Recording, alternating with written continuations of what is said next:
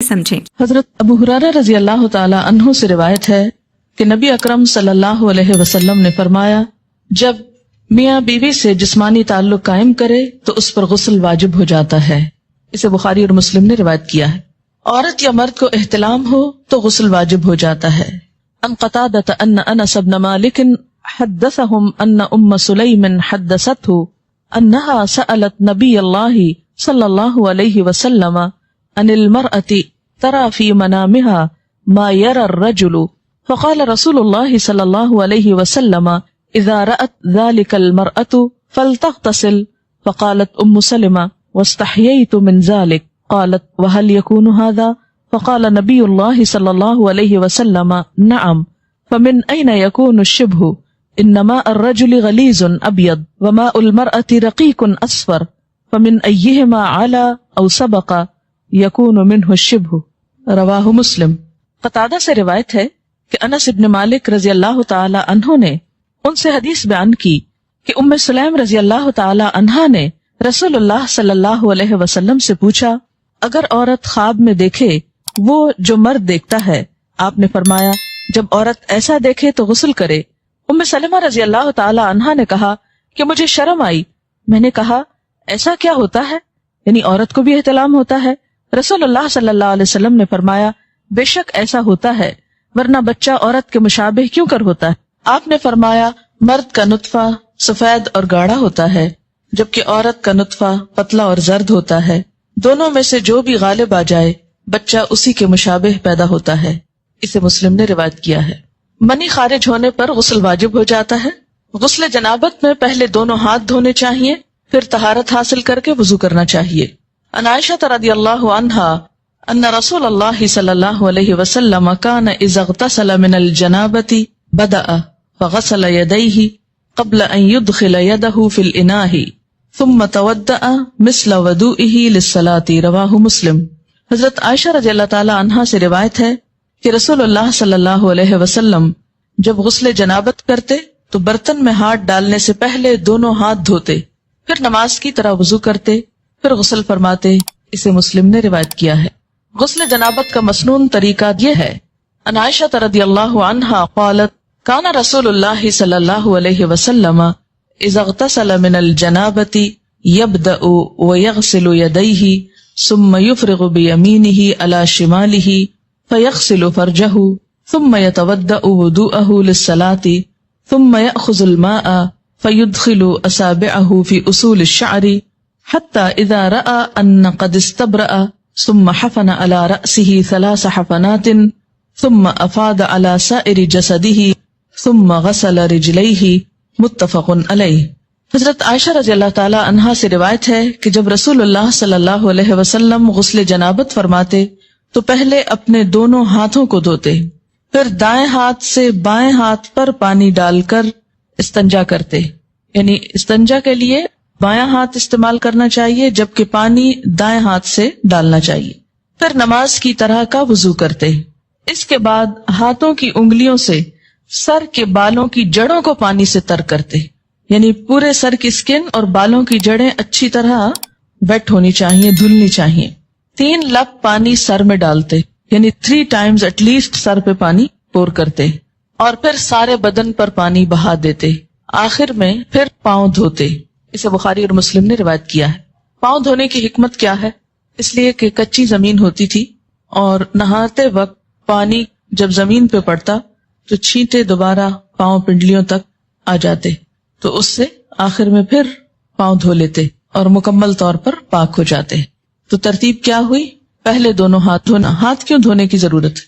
اس لیے کہ ہاتھ اگر کسی بھی ناپاک چیز کو لگے ہیں تو ہاتھ صاف کر لیے جائیں، اور صاف کرتے وقت برتن کے اندر ہاتھ ڈال کے ہاتھ نہیں دھوئے جائیں گے بلکہ برتن کو انڈیل کر اس سے پانی لے کر ہاتھ دھوئے جائیں گے۔ اور یہ بھی یاد رکھیے کہ اس دور میں ضروری نہیں تھا کہ ہر ایک کے پاس مگ اور پراپر نہانے کا سامان یا شاور ہو، اس لیے عموماً مٹی کے برتنوں میں کھلے یا حوض یا گھڑے کی طرح کے برتنوں میں پانی ہوتا تھا۔ آج بھی بہت سے دیہات اور گاؤں میں پسماندہ علاقوں میں پانی رکھنے کا یہی انتظام ہوتا ہے، تو اس میں آپ صلی اللہ علیہ وسلم نے اتنا آسان اور فطری طریقہ بتایا کہ جو ہر ایک کی ریچ میں ہو، ہر ایک کے بس میں ہو۔ ہاتھ دھونے کے بعد استنجا اور استنجا کرنے کے بعد پورا وضو کرنے کے بعد سر کے اوپر اچھی طرح پانی بہانا، اس طرح کے بالوں کی جڑیں تر ہو جائیں. کوئی اگر چیز ایسی لگی ہوئی ہو کہ جس سے اسکن تک پانی نہیں پہنچتا تو اس چیز کو کھرچنا اور صاف کرنا ضروری ہے. مثلا اگر چنگم لگ گئی ہے کہیں یا کوئی اور پینٹ لگ گیا ہے تو اسکن سے اس کا ہٹانا ضروری ہے تاکہ اسکن تک پانی پہنچے. اس کے بعد پورے جسم پہ پانی بہا لیے اور پھر آخر میں پاؤں دھو لیے. لیکن اگر واش روم ایسا ہے کہ جس میں چھینٹے پلٹنے کا ڈر نہیں، ویسے جیسا بھی ہو کچھ نہ کچھ چھینٹے تو پلٹ ہی آتے ہیں، تو اس لیے اگر پاؤں بعد میں دھو لیے جائیں تو انسان کو مکمل طور پر پاکی کا احساس ہو جاتا ہے. غسل جنابت میں پانی سر کے بالوں کی جڑوں تک پہنچنا چاہیے. ان ثوبان رضی اللہ عنہ انہ مستفت النبی صلی اللہ علیہ وسلم عن ذلک فقال اما الرجل فلینشر رأسہ فلیغسلہ حتی یبلغ اصول الشعر واما المرأة فلا علیہا ان لا تنقدہ لتغرف على رأسها 3 غرفات بکفها رواہ ابو داود. حضرت ثوبان رضی اللہ عنہ سے روایت ہے کہ صحابہ کرام نے نبی اکرم صلی اللہ علیہ وسلم سے غسل جنابت کے بارے میں سوال کیا تو آپ نے فرمایا کہ مرد اپنے سر کے بال کھولے اور انہیں دھوئے حتیٰ کہ پانی بالوں کی جڑوں تک پہنچ جائے، اور عورت کے لیے بالوں کو کھولنا ضروری نہیں، یعنی چٹیا وغیرہ ساری کھولنے کی ضرورت نہیں، بلکہ وہ اپنی دونوں ہتھیلیوں سے 3 لپ پانی اپنے سر میں ڈال لے پھر غسل مکمل کر لے. اسے ابو داؤد نے روایت کیا ہے. اس سے کیا پتہ چلتا ہے کہ سارے بال دھونا ضروری نہیں بلکہ سر کی سکن اور جڑیں بھگونا ضروری ہے، اور اس میں کوئی ایک بال برابر جگہ بھی خشک نہیں رہنی چاہیے. جہاں لمبے بالوں کا تعلق ہے یا لمبی چوٹی کا تعلق ہے تو وہ ایک طرف کو کر کے، یا یہ ہے کہ اگر پیچھے ہیں تو سر آگے کو کر کے دونوں ہاتھوں کو ملا کے، اس کو لپ بولتے ہیں نا، تو دونوں ہاتھوں کو ملا کے پانی اٹھا کے اچھی طرح اس سے سر کو مل لیا جائے. نیل پالش یا کوئی دوسری ایسی چیز جو جسم تک پانی نہ پہنچنے دے اسے دور کیے بغیر غسل مکمل نہیں ہوتا، یعنی پاکی حاصل نہیں ہوتی. غسل جنابت کے لیے پانی میسر نہ ہو تو غسل کی نیت سے کیا ہوا تیمم ہی کافی ہے.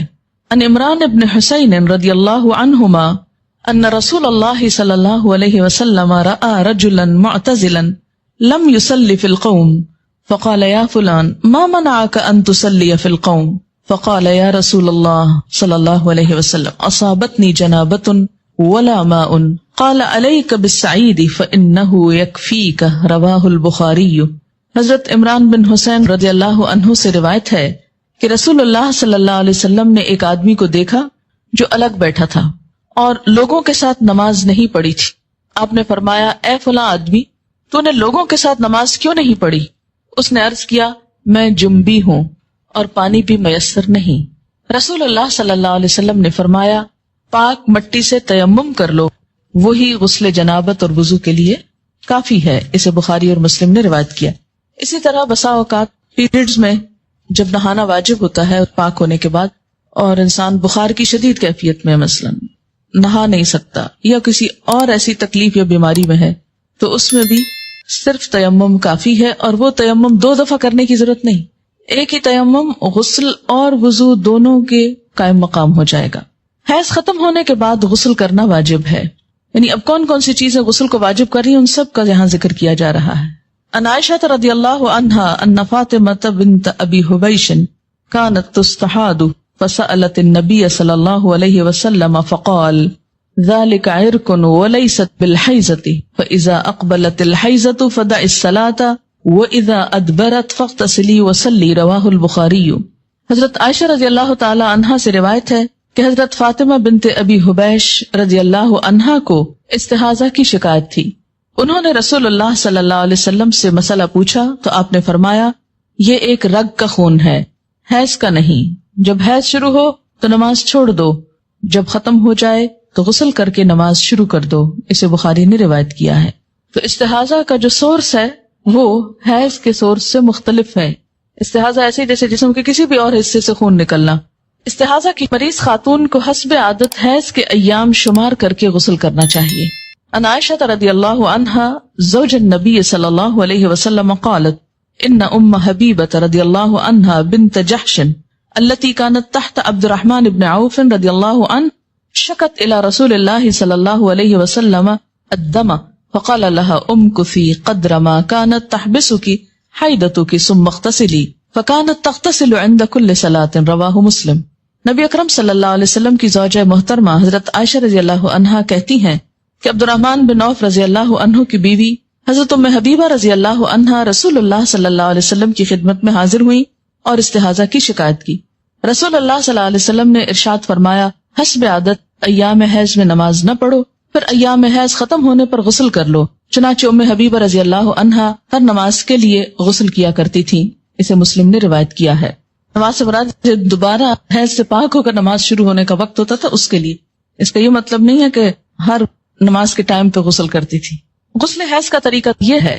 عن عائشہ رضی اللہ عنہا ان اسماء سألت النبی صلی اللہ علیہ وسلم عن غسل المحیض فقال تأخذ احداکن ماءها وسدرتها فتطهر فتحسن الطهور ثم تصب على رأسها فتدلكه دلكا شديدا حتى يبلغ شؤون رأسها ثم تصب عليه الماء ثم تأخذ فرصة ممسكة فتطهر بها. فقالت اسماء وكيف أتطهر؟ فقال سبحان الله تطهرين بها. فقالت عائشة رضي الله عنها كأنها تخفي ذلك تتبعين أثر الدم. وسألته عن غسل الجنابة فقال تأخذ ماء فتطهر فتحسن الطهور أو تبلغ الطهور ثم تصب على رأسها فتدلكه حتى تبلغ شؤون رأسها ثم تفيد عليها الماء. فقالت عائشة نعم النساء نساء الأنصار لم يكن يمنعهن الحياء أن يتفقهن في الدين. رواہ مسلم.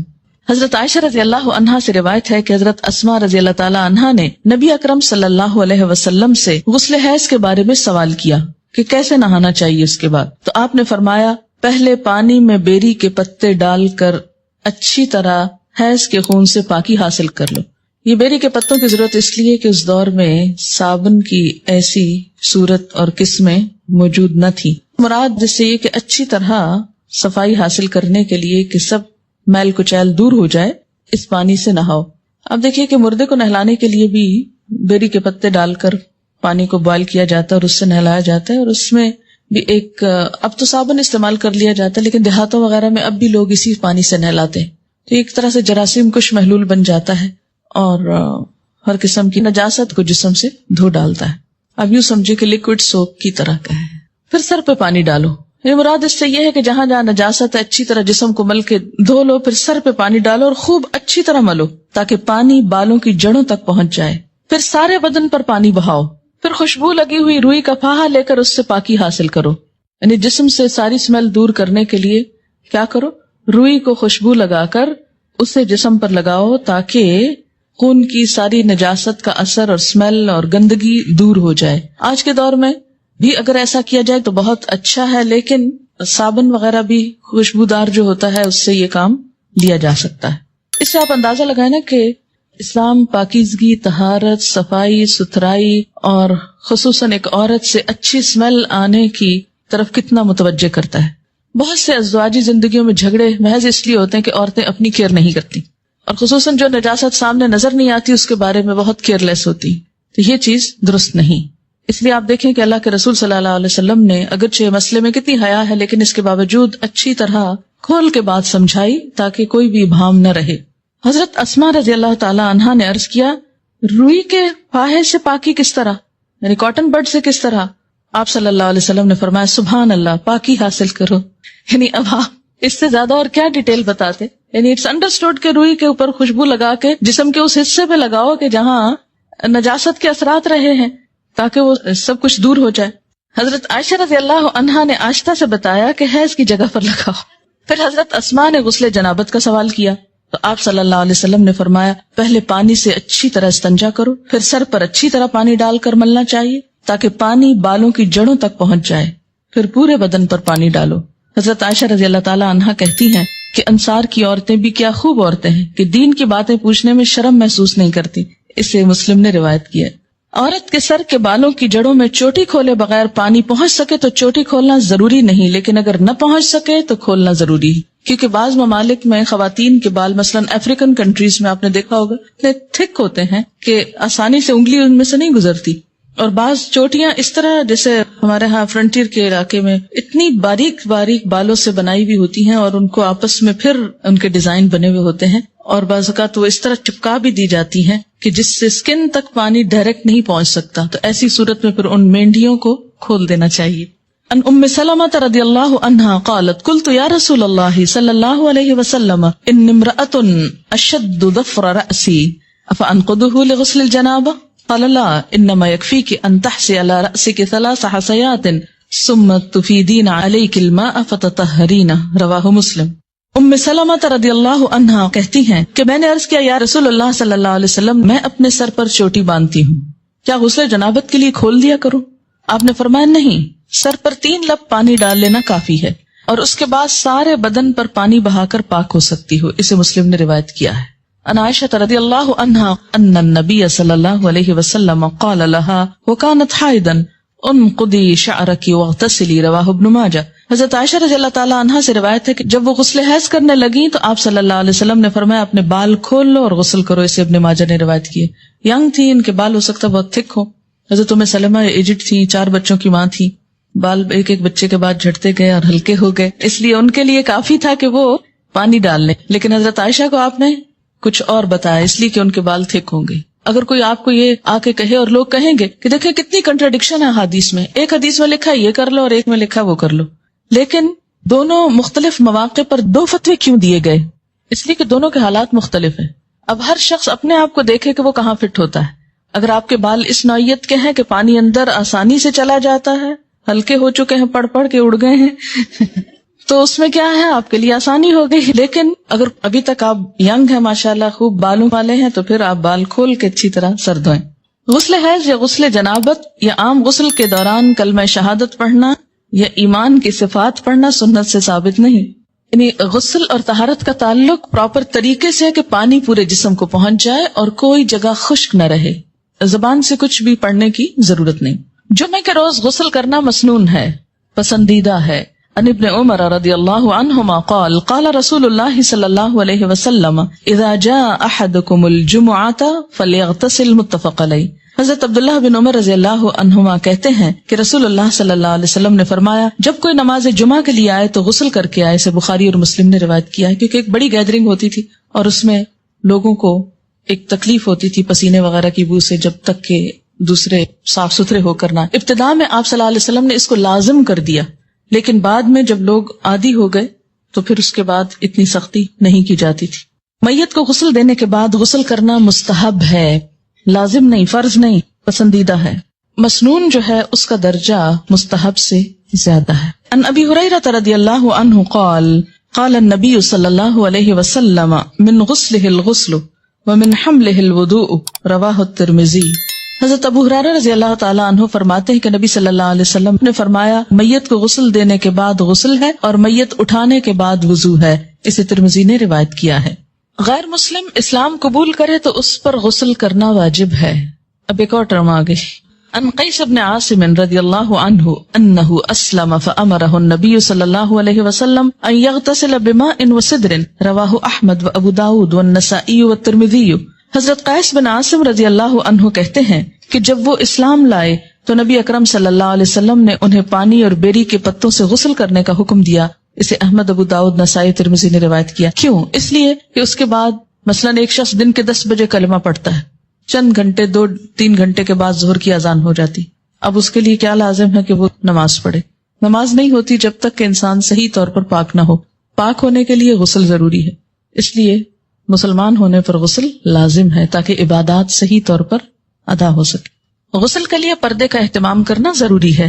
ان یعلا بن امیہ رضی اللہ عنہ ان رسول اللہ صلی اللہ علیہ وسلم رأى رجلا يغتسل بالبراز فصعد المنبر فحمد الله واثنى عليه وقال ان الله عز وجل حليم حي ستير يحب الحياء والستر فاذا اغتسل احدكم فليستتر رواه ابو داود والنسائی. حضرت یعلا بن امیہ رضی اللہ عنہ سے روایت ہے کہ رسول اللہ صلی اللہ علیہ وسلم نے ایک شخص کو کھلے میدان میں برہنہ نہاتے دیکھا تو آپ صلی اللہ علیہ وسلم منبر پر تشریف لائے، اللہ کی حمد و ثنا کی اور فرمایا اللہ عز و جل بڑا حوصلے والا اور شرم والا ہے، حجاب اور حیا کو پسند فرماتا ہے، لہٰذا جو کوئی غسل کرنا چاہے پردہ کر کے غسل کرے. اسے ابو داؤد اور نسائی نے روایت کیا ہے. اسی لیے اجتماعی حمام جس میں بہت سارے لوگ مل جل کر نہائیں یا سوئمنگ کریں یا پھر کسی بھی سی سائڈ پر بکنیز پہن کر اچھل کود کریں تو یہ درست نہیں. عورت کے لیے کسی دوسری عورت کو اور مرد کے لیے کسی دوسرے مرد کو غسل کرتے ہوئے دیکھنا منع ہے. عن ابی سعید الخدری رضی اللہ عنہ قال ان رسول اللہ صلی اللہ علیہ وسلم قال لا تنظر المرأة الى عورة المرأة ولا ينظر الرجل الى عورة الرجل رواہ ابن ماجہ.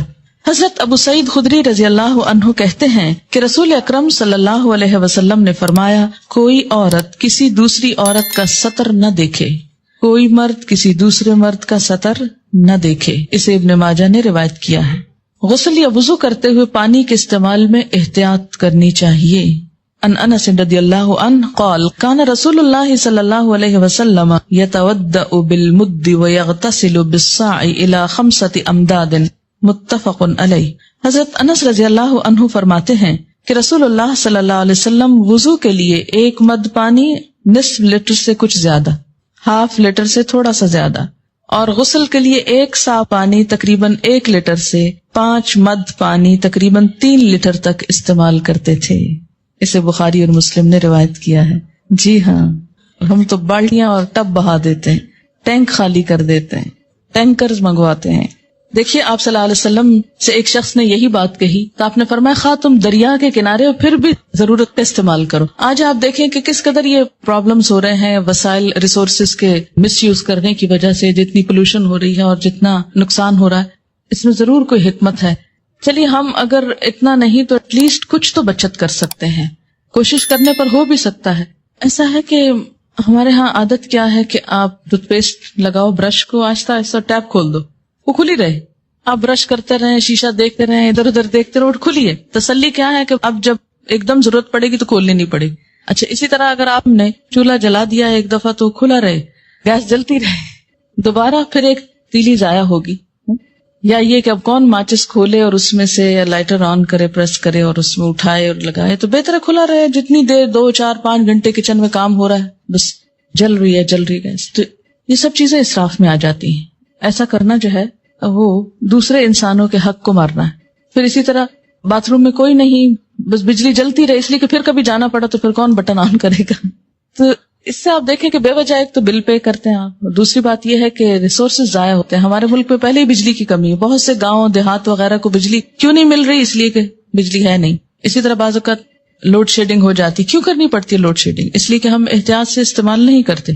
تو ہر چیز اپنی ضرورت اور حد کے اندر ہو تو وہی بہتر ہے. یعنی بخل اور کنجوسی کے لیے بھی نہیں کہا گیا کہ اب اگر ضرورت ہے تو آپ لائٹ نہیں جلائیں کہ بجلی کا بل دینا پڑے گا، یا یہ ہے کہ یہ ضائع ہو رہی ہے. نہیں، ضرورت اگر تھوڑی روشنی کی تھوڑی زیادہ ہے تو زیادہ، اس سے زیادہ کی ضرورت ہے اس سے زیادہ، لیکن ضرورت ہو. مگر بلا ضرورت بے وجہ صرف شان و شوکت کی نمائش کے لیے اور دکھاوے کے لیے وسائل کو ضائع کرنا یہ اسلامی طریقہ نہیں ہے. مسنون طریقے سے غسل کرنے کے بعد وضو کی ضرورت باقی نہیں رہتی. عن عائشہ رضی اللہ عنہا قالت کان رسول اللہ صلی اللہ علیہ وسلم لا يتودع بعد الغسل رواہ ابو داؤد والترمذی وابن ماجہ والنسائی والحاکم. حضرت عائشہ رضی اللہ عنہا فرماتی ہیں کہ رسول اللہ صلی اللہ علیہ وسلم غسل کے بعد وضو نہیں کیا کرتے تھے، کیونکہ غسل شروع ہونے سے پہلے سب کچھ استنجا بھی کر لیتے، وضو بھی کر لیتے اور پھر صرف پانی بہاتے تھے. اسے ابو داؤد، ترمذی، ابن ماجہ، نسائی اور حاکم نے روایت کیا. اس سے کیا پتہ چلتا ہے کہ انسان اس کے بعد اگر نماز پڑھنا چاہے تو نماز بھی پڑھ سکتا ہے. ہمارے ہاں تو یہ تصور ہے نا کہ سر سے دوپٹہ اترا تو وضو ٹوٹ جائے گا، یا یہ ہے کہ اگر کپڑے چینج کیے تو وضو ٹوٹ جائے گا. تو کپڑے چینج کرنے سے اور سر کے دوپٹہ اترنے سے وضو نہیں جاتا، اور اس کے لیے یہی دلیل ہے. جی پسندیدہ یہی ہے کہ ہر کام میں دایاں طرف استعمال کیا جائے. اسی طرح نہاتے وقت اگر جیسے بازو پہ صابن لگا رہے ہیں تو پہلے رائٹ سائڈ پہ لگائیے، ہاں پھر دوسری طرف آ جائے. لیکن یہ بھی ہو سکتا ہے نا کہ پہلے اگر ہاف اوپر والے کو اگر آپ پہلے دائیں اور پھر بائیں پہ کر لیا، پھر دائیں ٹانگ اور بائیں اس پہ کر لیا، یا سارا اوپر سے نیچے تک رائٹ پہلے کر لیں پھر پورا لیفٹ کر لیں، تو جیسے بھی آسانی ہو. جی ہاں، پانی کا بھی حساب ہوتا ہے. ان کا سوال یہ ہے کہ شاور کے نیچے کھڑے ہو کر عموماً نہایا جاتا ہے تو کیا نہا سکتے ہیں؟ نہا سکتے ہیں، ایسی کوئی پابندی نہیں کہ آپ بیٹھ کر ہی نہائیں. اور خاص طور پر جب آپ جسم پہ پانی بہائیں گے تو بیٹھ کر پانی کیسے بہے گا؟ وہ تو پوری طرح آپ پاک نہیں ہو سکتے، منع نہیں کیا گیا. ایک بات یاد رکھیے، اس میں بڑی آسانی رہے گی آپ سب کو کہ ناپاکی 2 طرح کی ہوتی ہے، جنابت، اور اسی میں جنابت کی 2 بڑی وجوہات ہیں، انٹرکورس اور احتلام. یہ جنابت میں آ جاتی ہیں دونوں چیزیں، ٹھیک ہے، یہ غسل کو واجب کرتی ہیں. اور دوسری بڑی ناپاکی کیا ہے؟ حیض. ان دونوں کے بعد یعنی جنابت اور حیض دونوں کے بعد نہانا فرض ہے، لازم ہے، الا یہ کہ کوئی بیمار ہو. اس صورت میں کیا ہے؟ تیمم ہے. واضح. جمعے کے دن نہانا مسنون ہے، مسلمان ہونے کے بعد نہانا واجب ہے، مردے کو غسل دینے کے بعد نہانا مستحب ہے. عام طور پر پاکیزگی اور صفائی ستھرائی کے لیے نہانا بھی مستحب ہے، اچھا ہے، انسان کی کیفیت زیادہ بہتر ہوتی ہے بنسبت اس کے کہ انسان میلا کچیلا رہے. اتنی بات سمجھ میں آ گئی. اب جو فرض غسل ہے، کون کون سا؟ جنابت اور حیض دونوں کا فرض غسل. اس میں آپ دیکھیے کہ پھر 2-3 چیزیں لازم ہیں. ایک یہ ہے کہ وضو کی طرح کا وضو ہو. وضو سے مراد کیا ہے؟ کلی اور ناک میں پانی ڈالنا، باقی تو سارا آپ دھو ہی لیتے ہیں. اگر آپ وضو نہیں کریں گے، کلی اور ناک میں پانی نہیں ڈالیں گے، تو آپ کا پاک ہونے کا غسل نہیں ہوگا. اور دوسری بڑی شرط کیا ہے؟ سارے جسم پہ پانی بہانا، کہ ایک بال جتنی جگہ بھی خشک نہ رہے. اگر کوئی چیز بھی جسم کو لگی ہوئی ہے تو اس کو اتار دیجئے، ہٹا دیجئے، صاف کر دیجئے. اور اس کے بعد بعض اوقات لوگ نیل پالش وغیرہ اتارتے ہیں، لیکن کیا ہوتا ہے سامنے سے اتار دیتے اور باریک حصے نہیں دیکھتے کہ جو اندر تک لگی ہوئی ہوتی. اسلام نیل پالش کا دشمن نہیں ہے. اگر آپ نے آٹا گوندا ہے اور آٹا آپ کے ہاتھوں کے ساتھ سوکھ کے اندر کو ناخنوں میں لگ گیا ہے اور وہ نہیں آپ نے اتارا اور آپ نہا چکے، تو اس سے آپ کا غسل نہیں ہوتا. ٹھیک ہے. کلی اور ناک میں پانی ڈالنا، استنجا کرنا کہ ہر طرح کی نجاست اتر جائے، اور پورے جسم پہ پانی بہانا اس طرح کہ کوئی بال بھی خشک نہ رہے. یہ فرض غسل کے لیے. باقی مسنون غسل میں کیا ہے؟ اسی طرح ہی ہے طریقہ، لیکن بعض اوقات کیا ہوتا ہے کہ اگر کوئی کمی بیشی رہ گئی تو حرج کوئی نہیں، کوئی گناہ کی بات نہیں. مستحب غسل میں بھی. اور عام روزمرہ میں اگر آپ سر نہیں دھو رہے، صرف نیچے کا دھڑ جو ہے اس کو دھو رہے ہیں تو بھی کافی ہے. ضروری نہیں کہ ہر دفعہ نہانے میں سر ضرور دھویا جائے. بعض لوگ نہیں دھو سکتے، بعض اوقات پانی کی کمی ہوتی ہے یا کسی اور مسئلے میں انسان سر کو بار بار گیلا نہیں کر سکتا، تو اتنا بھی کافی ہے. جی ہاں، وہ پیر دھونا فرض نہیں ہے. اگر خاص طور پر نجاست لگی ہے تو دھو دیں. اور اگر آپ سمجھے کہ سب ٹھیک ہے، چپل پہنا ہوا ہے اور کوئی چینٹے ایسے نہیں پڑے، تو اوپر سے جو پانی آ رہا ہے اور وہ پاؤں تک بہ گیا، پاؤں ساتھ ہی دھل گئے اور پاؤں میں چپل ہے، تو کوئی حرج نہیں ہے اگر الگ سے نہ بھی دھوئے جائیں. اگر جنابت، احتلام، حیض و نفاس ان تمام طریقوں سے پاکی حاصل کرنے کے لیے ایک ہی طرح کا غسل کیا جائے گا، تینوں کا طریقہ الگ الگ ہے، ایک ہی طرح کا غسل. ناپاک کپڑے کو پاک کرنے کا مکمل طریقہ کیا ہے؟ طریقہ یہ ہے کہ پہلے ناپاکی کو تلاش کریں کہ ہے کہاں، اس کا نشان، داغ، کچھ بھی جب نظر آ جائے تو اس حصے کو الگ کر لیں باقی کپڑے سے. مثلا اگر اس پہ کچھ لگا ہوا ہے کہیں، تو میں پہلے دیکھوں گی کہ کہاں ہے. اچھا یہ مل گئے، چلیے اب اس کو الگ پکڑ لیجئے باقی حصے سے. ٹھیک ہے. پھر اس کو آپ ٹیپ کے نیچے کیا کریں، اس حصے کو آپ اچھی طرح مل لیں، رگڑ لیں اس کو.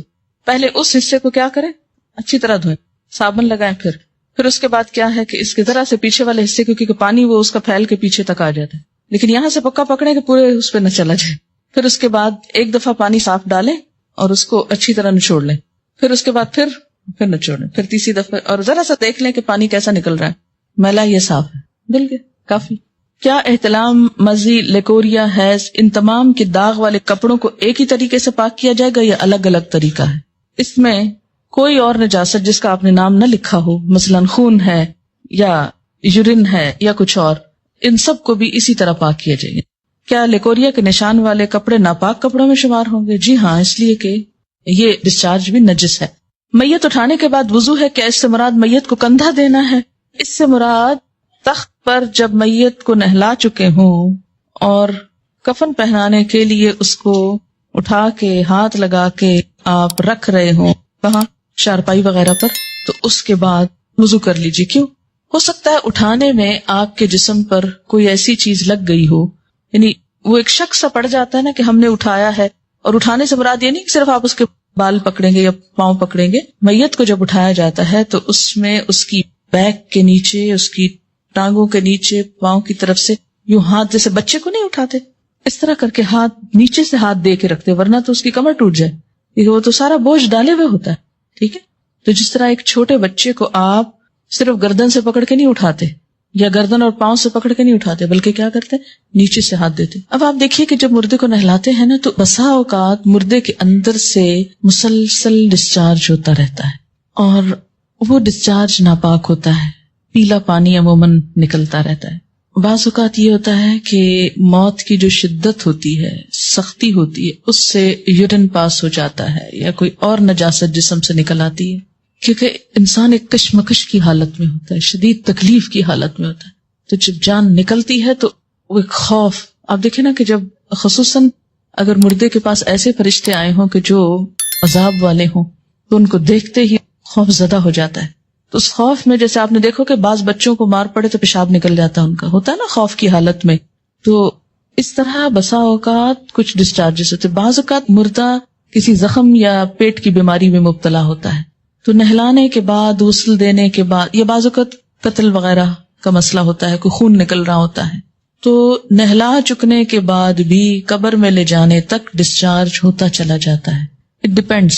اب جب آپ اس کو اٹھاتے ہیں اس تخت سے اسٹریچر پہ یا اس میت کی جو چارپائی ہے اس پہ ڈالنے کے لیے، تو پھر انسان کے دل میں ذرا تصور ملائیں کہ آپ نے کسی مردے کو ہاتھ لگایا، اس کے بعد آپ کی فیلنگ کیا ہوگی؟ جیسے آپ کو کچھ لگ گیا، یہ فیلنگ آتی ہے نا جب آپ مردے کو ہاتھ لگاتے ہیں، تو آٹومیٹیکلی ایک نفسیاتی کیفیت ہوتی ہے انسان کی کہ کچھ مجھ کو لگ گیا ہے. کئی لوگ تو ہاتھ ہی نہیں لگاتے کہ شاید مجھے یہ پکڑ ہی نہ لے.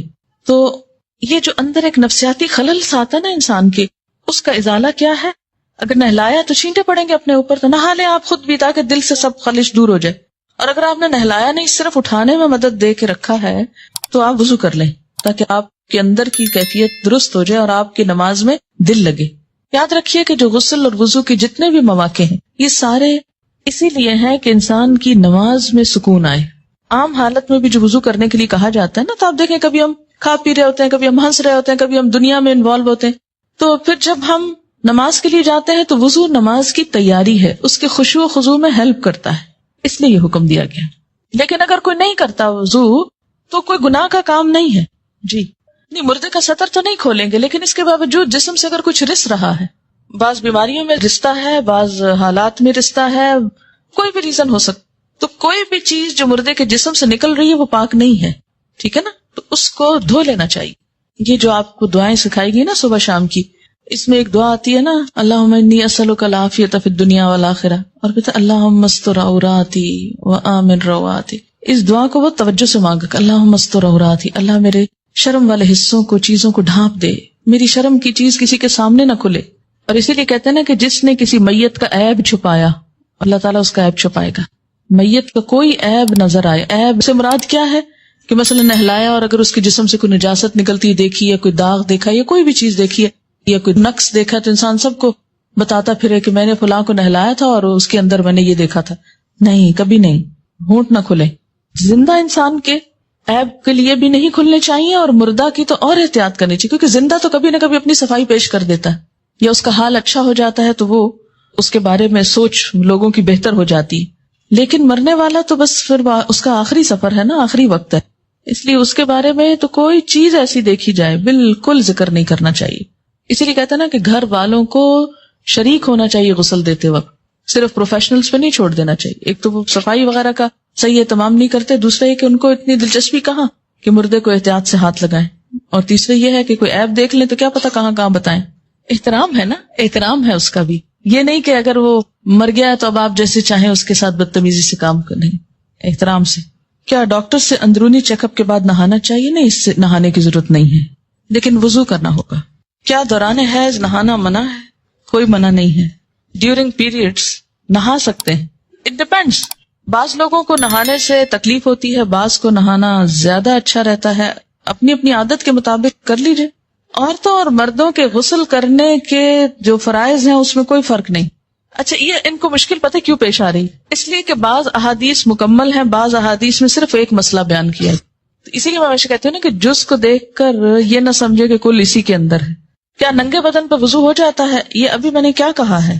جنابت میں ایک ہی دن 2 بار غسل کرنا پڑ جائے تو اس کے لیے کیا رخصت ہے کہ صرف نیچے والا حصہ دھو لیا جائے؟ کوئی رخصت نہیں ہے. جب جنابت کی حالت ہو تو نہانا ہوگا نماز کے لیے. استحاضہ کے دوران اگر مسلسل بلیڈنگ ہو رہی ہو تو ہر نماز کے وقت صرف وضو کرنا کافی ہوگا یا سینیٹری ٹاول بھی بدلنا ہوگا کیونکہ پچھلے نجس خون میں نماز نہیں ہو سکتی، الا یہ کہ آپ کسی ایسی جگہ پر ہیں کہ جہاں آپ کوئی موقع نہیں پاتے، سفر کی حالت ہے، یہ کوئی ایسی جگہ ہے کہ جہاں بہت مشکل ہے، تو پھر اس میں اللہ تعالیٰ معاف کرنے والا ہے، لیکن عام حالات میں چینج کرنا ہوگا. یہ کسی نے لکھا ہے کہ مسئلہ 105 میں جو حدیث بتائی گئی اس میں تو جینیٹکس کا بنیادی اصول لا آف ڈومیننس بتایا گیا ہے جو 19ویں صدی میں پتہ چلا، جبکہ آپ صلی اللہ علیہ وسلم نے بہت پہلے بتا دیا۔ یہ جو مسئلہ تھا نا مرد عورت کے نطفے سے جو بھی غالب آئے بچہ اس کی شکل کا ہوتا ہے۔ مردے کو نہلانے کے بعد اگر خود نہ نہا سکیں، یعنی کوئی ایسی جگہ نہ ہو جہاں غسل کر سکے، تو کیا صرف وضو کر کے نماز پڑھ سکتے ہیں جبکہ نماز کا وقت ہو جائے، یا نماز قضا کر دیں؟ میں نے بتایا ہے کہ یہ نہانا جو ہے فرض نہیں ہے، نہا لیں تو بہت اچھا ہے، اگر نہیں نہا سکتے تو وضو کر کے نماز پڑھ لیں بس۔ ڈاکٹر فرحت ہاشمی صاحبہ کے مستند بیانات سننے کے لیے ہمارے چینل قرآنک پلس کو سبسکرائب کریں۔ یہاں قرآن و حدیث کی روشنی میں حقیقی رہنمائی اور روحانی ترقی کے خزانے ملیں گے۔ ابھی جڑیں اور دین کو گہرائی سے سمجھیں۔